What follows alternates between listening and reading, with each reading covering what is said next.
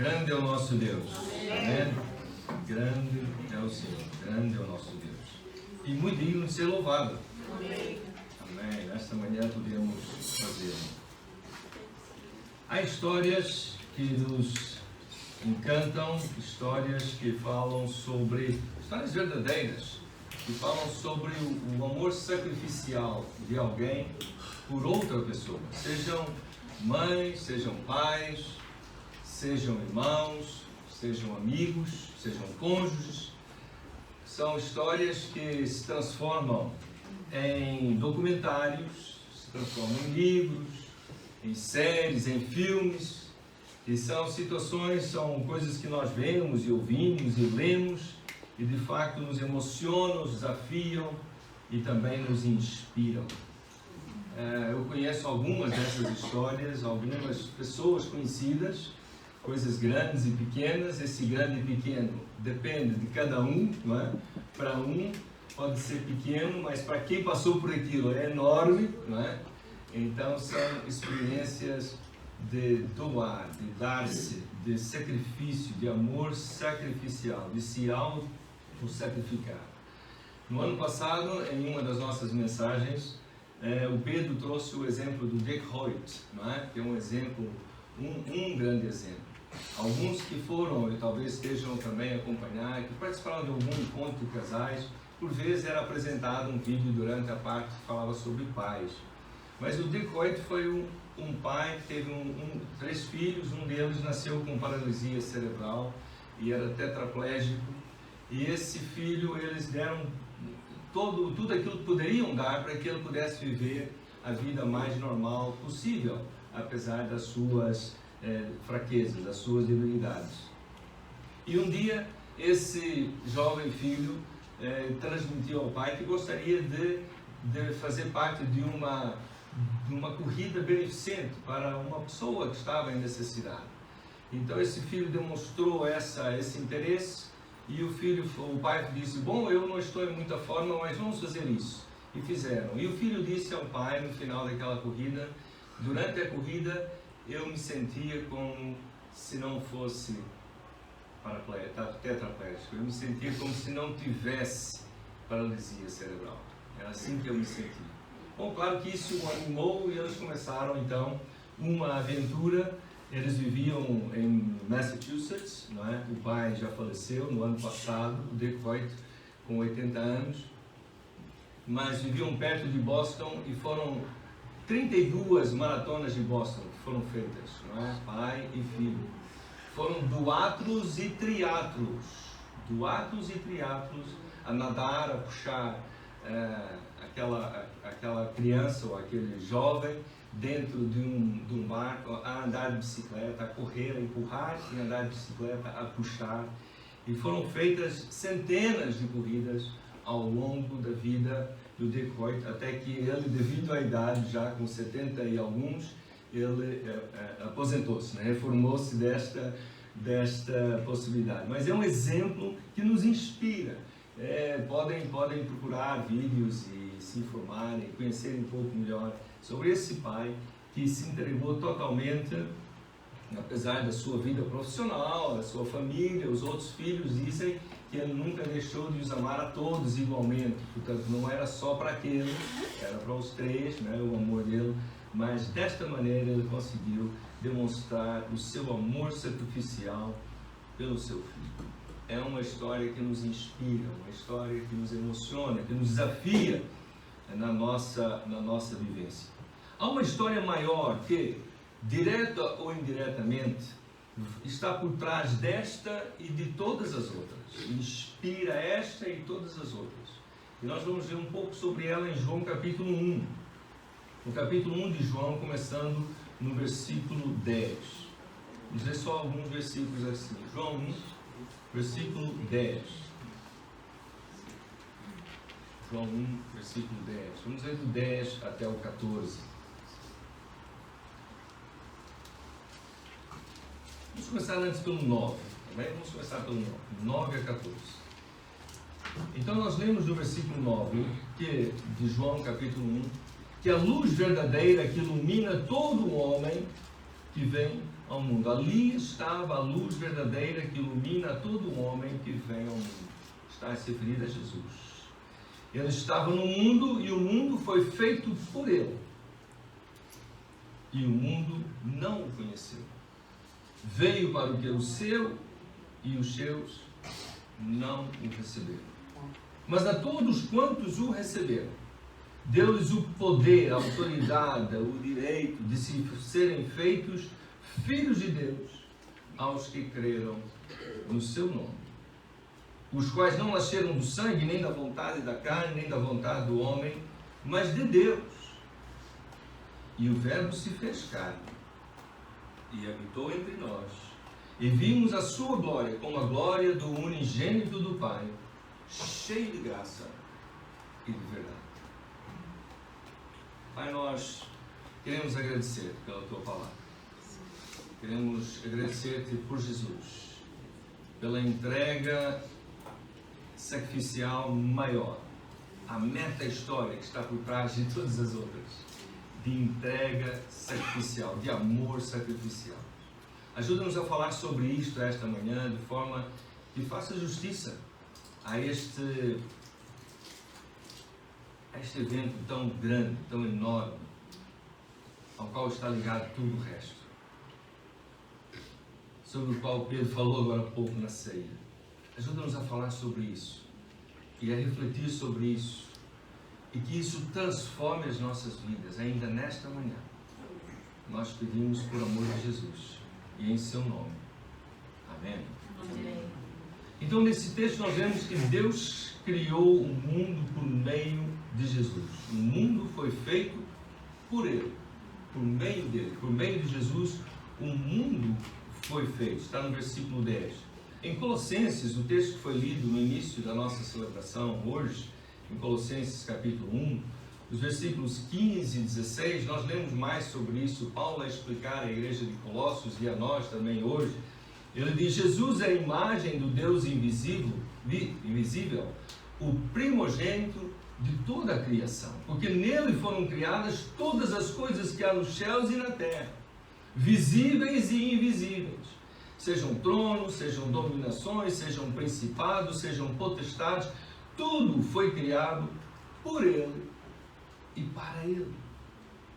Ou seja, desde a eternidade, podemos imaginar isso, é muito difícil, mas vamos tentar imaginar, desde a eternidade, o Deus triuno, perfeitamente distintos e ao mesmo tempo em perfeita harmonia e unidade, o Deus triuno, na eternidade, imaginou a criação do universo. E ao imaginar a criação do universo, fê-lo por meio de Jesus. Ao pensar nisso, por meio de Jesus, seria criado por meio de Jesus. Lá na eternidade já foi feita essa. E antes da criação, mesmo antes de tudo ser criado, e mesmo antes do homem ser criado, mesmo antes do homem ter pecado, mas antes de tudo, antes do início de tudo, Deus que conhece todas as coisas, já providenciou, já pensou que um dia se faria carne e habitaria entre nós na pessoa de Jesus. Antes de ter criado, antes de todas as coisas, antes da criação, Deus escolheu limitar-se, esvaziando-se para assumir a forma humana.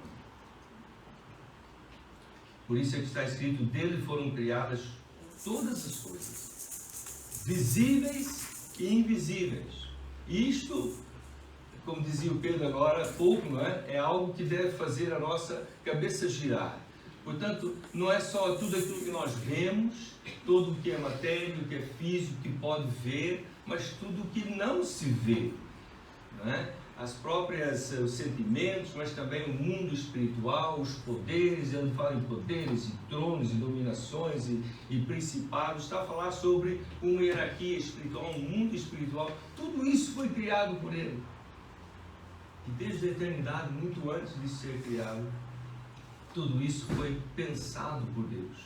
Quando nós lemos no texto de João, nós lemos naquele texto de João, falando que ele estava antes de tudo, o Verbo se fez carne e habitou entre nós e vimos a sua glória como a glória do unigênito do Pai. Sim, Jesus, a glória do único gerado pelo Pai, da forma como Jesus foi gerado, não foi mais ninguém. Porque Jesus é Deus e é gerado pelo Pai desde a eternidade, ele é gerado pelo Pai de uma forma única. Não é uma criação, não é algo que é criado por Deus, mas é o próprio Deus a ser gerado pelo Pai desde a eternidade. É o Filho, a glória do unigênito do Pai, cheio de graça e verdade, dizia João. Foi isso? Foi este Jesus que nós vimos. E Paulo aos Colossenses, quando ele está a falar aqui no versículo 15, que ele é o primogênito de toda a criação, não é aquela ideia que muitas vezes querem passar algumas seitas de que ele foi o primeiro criado, a primeira criação de Deus. Não, ele tem a primazia sobre toda a criação. É o que vem antes, é o que foi gerado de uma forma única e primeira e que não se compara com mais nada, que é superior e anterior a tudo o resto que foi criado. É o primogênito de toda a criação. E depois vem o versículo 17 de Colossenses 1, que diz: ele é antes de todas as coisas, e todas as coisas subsistem por ele. E se hoje, neste caos em que nós vivemos, neste mundo caótico em que nós vivemos, ainda há alguma coisa que funcione, ainda a Terra gira à volta, não é? Do Sol, essas coisas ainda acontecem, ainda não aconteceu um desastre cósmico total, é porque todas as coisas ainda subsistem por ele. Amém? Mas esse Deus que criou o mundo por meio de Jesus, o próprio Jesus que é Deus, escolheu entrar no nosso mundo, entrar neste mundo. Desde a eternidade, como eu disse há pouco, escolheu entrar no mundo. João capítulo 1, versículo 10, nós já lemos, diz que ele estava no mundo, ele estava presente no mundo, como parte do mundo, como homem, plenamente homem, ser humano, como nós. Foi uma escolha. Escolheu livremente submeter-se a toda a dor e todo o sofrimento da humanidade, uma escolha, desde a eternidade, a fazer parte disto, a se identificar conosco, como dizia o Pedro agora há pouco, na ceia, de forma completa, absoluta, total. Mas, apesar disso, o mundo não o reconhece. E pior do que o mundo não o reconhecer, é que o mundo o rejeita.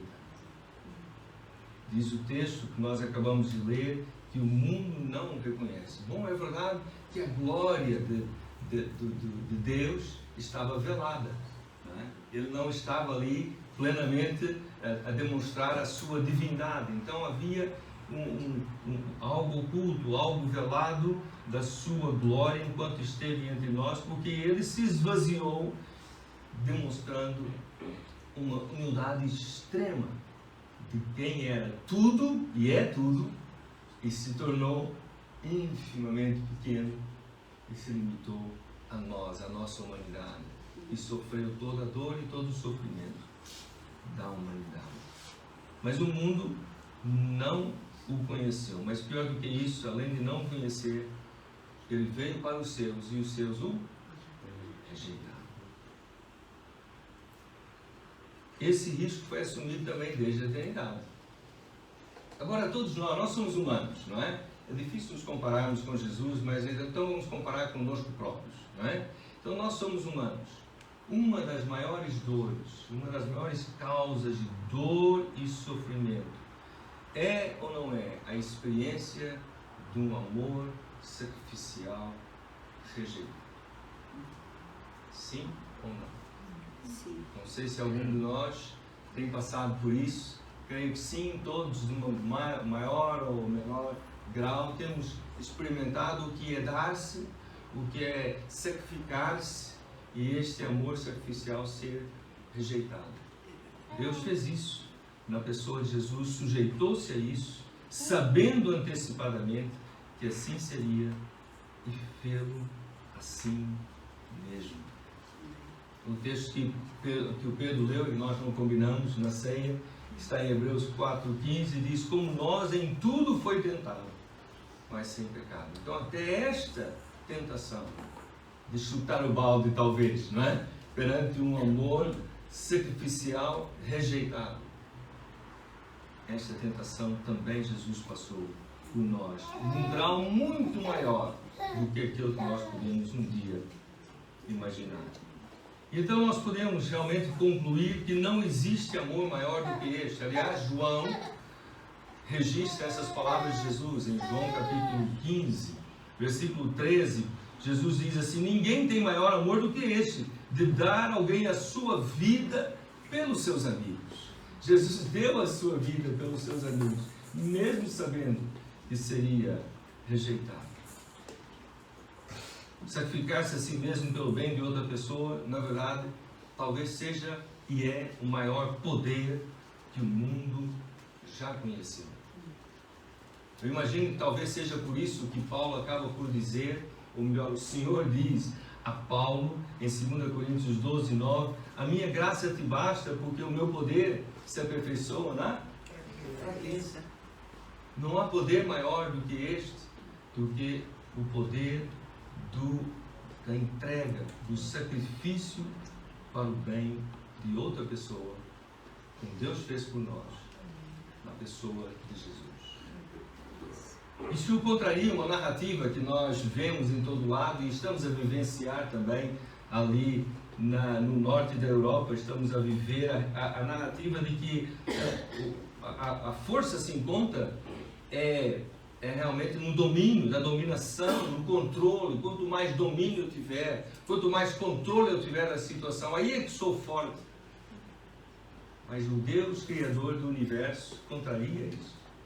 E se nós pensarmos bem, aquilo que realmente nos influencia, nos transforma e nos inspira, não é isso. É o amor sacrificial.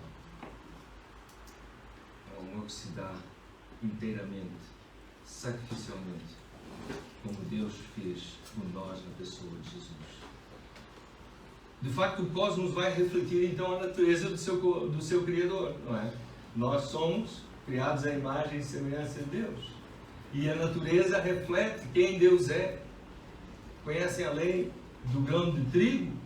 Jesus falou em João 12, 14, se o grão de trigo caindo na terra não morrer, fica ele só. Ah, mas se ele morrer, se o grão de trigo caindo na terra morrer, dá muito fruto. Dá muito fruto. E foi isso que Deus fez na pessoa de Jesus. E foi isso, é isto que nós vemos na pessoa de exemplos como esse, desse pai e outros, e vemos na nossa vida, é o grão de trigo cair na terra, morrer, abrir mão dos seus direitos, dos seus desejos, das suas vontades, correr para dar muito fruto. Amém? Porque o poder, na verdade, de Deus é demonstrado de forma mais clara. É na cruz, é na morte de Jesus que nós vemos o poder de Deus de forma mais demonstrada, de forma mais clara. Vamos voltar atrás um pouco. Quando Deus se faz homem e vive neste planeta, né? Não é num palácio, não é em condições de conforto, mas é nas circunstâncias, nas condições mais humildes que possamos imaginar. Então a encarnação é feita do máximo para o mínimo, não é? Do Deus glorioso, dono de tudo e mais alguma coisa, Criador dos céus e da terra, para o mínimo. Nascido de uma jovem pobre, de um marido pobre, numa estrebaria pobre, muito humilde, muito simples. Desde a encarnação ela é feita nas condições das mais inferiores possíveis. A vida de Jesus, a sua humanidade é das mais comuns. Houve momentos na sua história em que pessoas disseram, mas ele não é irmão daquele, não é filho daquela, é um de nós. Uma humanidade das mais comuns possíveis. Jesus revela a Deus pelo seu ensino, pela sua vida, pela sua obra completa, como Cordeiro de Deus que tira o pecado do mundo, dando a sua vida na cruz do Calvário e ressuscitando ao terceiro dia. Ele revela a Deus desta forma. Sim, o poder de Deus é demonstrado da sua melhor e maior maneira. É através da cruz, que é o culminar de tudo isso que eu acabei de dizer. Porque Cristo não permaneceu na sepultura, mas ao terceiro dia ressuscitou e está vivo. Amém? E as nossas pequeninas experiências, ou maiores talvez, como aquelas do Rick White, as nossas pequenas experiências de sacrifício pelo outro, é ou não é verdade que dão-nos uma sensação de liberdade, de libertação, de regozijo, de satisfação, de propósito, de significado? Eu estou a fazer alguma diferença. Isto nos nossos casos pequeninos, nossas experiências limitadas. Há um autor chamado Brennan Manning que conta da sua infância. Ele tinha um amigo de infância com quem ele cresceu, foram para a mesma escola, foram para a mesma faculdade, muitas vezes namoravam em duplas, não a mesma menina, mas cada um a sua, mas saíam os dois casais para namorar, eram amigos assim, de tudo, mais alguma coisa. Eles estavam para o exército durante uma guerra dessas que houve durante a nossa história recente, e estavam juntos numa trincheira, ali à espera do que ia acontecer, e o seu amigo está ali a comer uma barra de chocolate e a sorrir para ele, e de repente caiu uma granada na trincheira ao lado dele. E o amigo do Brennan Manning dá-lhe um grande sorriso e deita em cima da granada. Morreu na hora. O Brennan Manning está vivo até hoje. E um dia mais tarde, este autor está a visitar a mãe do seu amigo de infância. E sabe aqueles momentos que não sabemos o que dizer? Ele diz à mãe: será que ele me amava mesmo? E a mãe do Brennan Manning diz: caramba, o que mais precisava ele fazer para demonstrar o seu amor? Eu imagino que é isso que acontece conosco no nosso dia. Será que Deus me ama? Será que um Deus de amor permitiria tanto sofrimento? E se estivéssemos ao pé da cruz, a mãe de Jesus, Maria, diria: o que mais ele precisaria fazer por si? O que mais?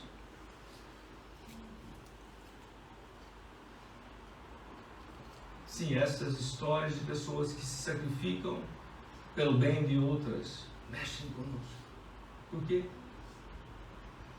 Porque esse Deus, como revelado por João, Deus revelado pelo Novo Testamento, ele escolhe desde a eternidade auto-sacrificar-se, dar-se a si mesmo por nós. E isto está em nós, está no nosso DNA, faz parte de nós isso. E por isso mexe conosco. Sim, a morte real, pública, inegável de Jesus, que primeiro criou todas as coisas, depois escolheu entrar na nossa história e finalmente veio para os seus não o conheceram e o rejeitaram. Sim, ele era a sua morte real, pública e inegável.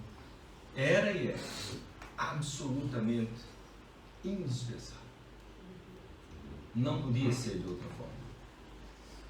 Esta história maior de auto-sacrifício só deve gerar em nós gratidão. Gratidão. E mais uma coisa, já agora,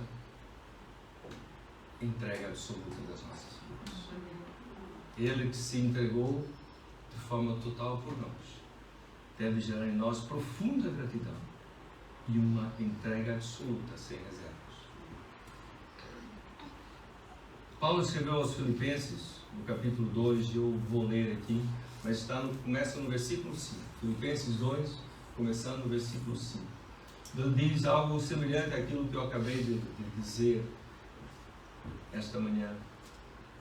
haja em vós o mesmo sentimento que houve também em Cristo Jesus, que sendo em forma de Deus, não teve por usurpação ser igual a Deus, mas esvaziou-se a si mesmo, tomando a forma de servo, fazendo-se semelhante aos homens, e achado na forma de homem, humilhou-se a si mesmo,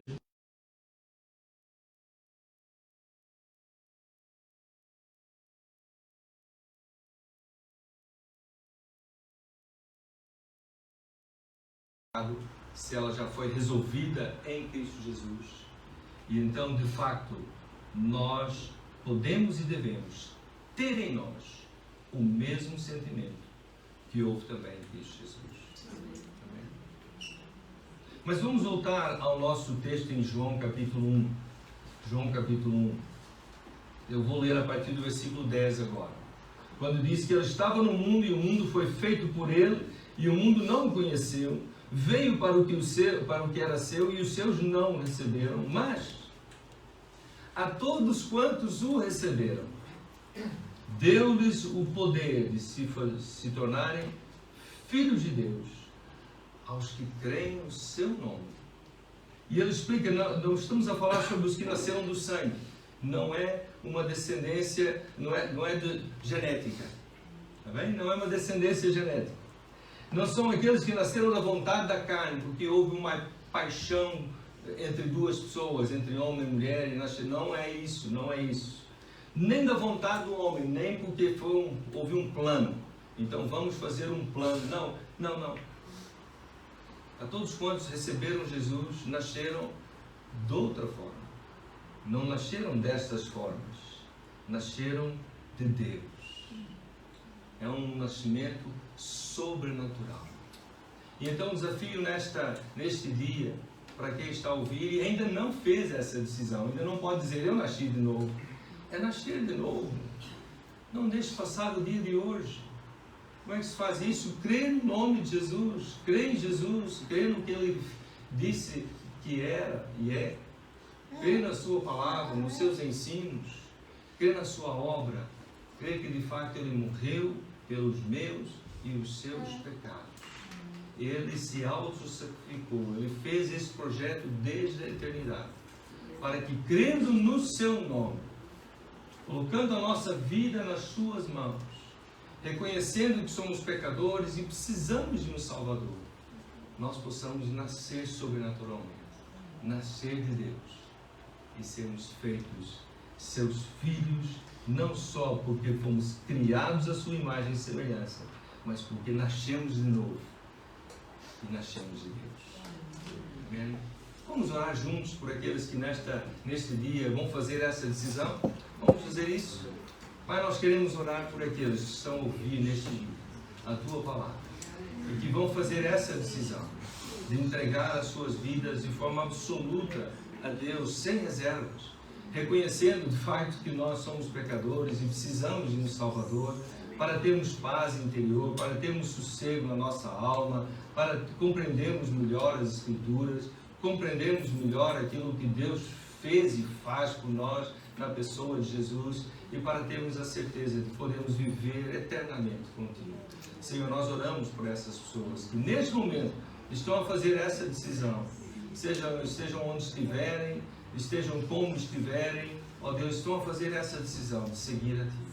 Ó Deus, que encontrem uma família onde o Teu amor funcione, onde elas possam, Senhor, ser acompanhadas, possam crescer juntamente com outras pessoas no conhecimento da Tua palavra.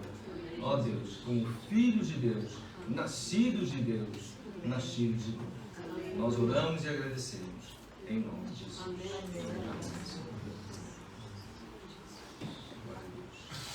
Então nós vamos pedir de quem está em casa, não é? Quem está a acompanhar, talvez não seja em casa, pode ser em outros sítios, embora o tempo hoje, pelo menos em Portugal, não está muito para passeios na praia, não é? Hoje não. Mas pode ser que em outras partes do mundo esteja. Que Deus abençoe, tenha uma boa semana. Nós nos encontramos aqui novamente nesse mesmo horário no próximo domingo, se Deus assim nos permitir. Amém.